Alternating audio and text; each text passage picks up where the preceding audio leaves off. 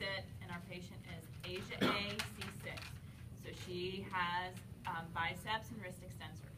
Okay, she's going to start in supine. The first thing we have to do is teach her how to roll and get her all the way into prone. All right, so what I want you to do first is we're going to lift up your arms. Be careful here. I don't want you to go really too high, because if she goes too high, gravity is going to pull her arms down. She's going to hit her face. So stay below 90 degrees. She's going to have to use momentum here and her head to help get her over into prone.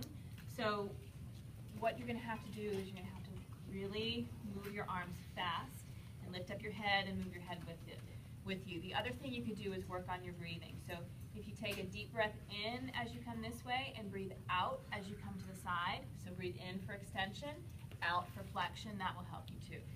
Okay, so I'm going to teach my patient this movement of the hands, but then I need to get out of the way. If I'm standing up, if I'm up near her arms and her head while she's trying to move quickly, she's not going to be able to get up the speed that she needs to be able to get into prone. So I'm going to come down here towards her pelvis and help her if she needs help. So lift up your arms, and we're going to swing right and left, move your head and breathe, and 1, 2, 3, come all the way over into prone. Now I get her into prone, and she's got to get prone on elbows here. So this is her first day doing it, so I'm going to really help her. I'm going to come over to the anterior part of her shoulder and help lift up. And as I'm lifting, we're going to weight shift over to the left. I'm going to help you bring this arm back underneath you, and then let's weight shift to the right. Initiate it with your head. I'm going to help you position this left arm underneath. Okay, so now we're prone on elbows. The next thing she has to do is walk around on her elbows as far as she can get to her legs. All right, so in order to move her arm, she's got a weight shift. She's initiating the weight shift with the head and whatever cervical musculature that she has intact. So she's going to weight shift this way. So she's unweighting this arm. Shrug this shoulder and bring it to the side. Weight shift over here and move that way. We're just going to keep weight shifting and walking around as far as she can go.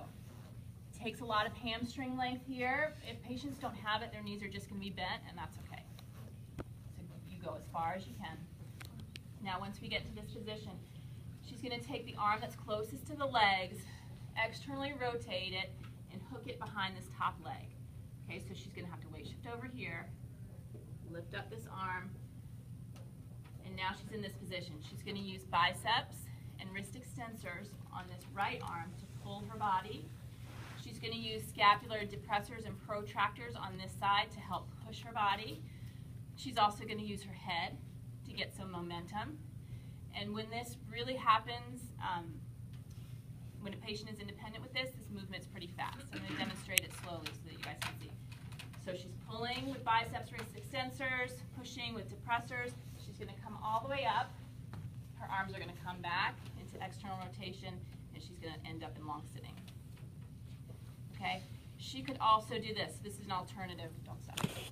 So from this position, she can pull up into here, and the arms can come right out in front into a tripod position anteriorly. And then from here, if she wants, if she needs to come back even further, she can work on coming back this way.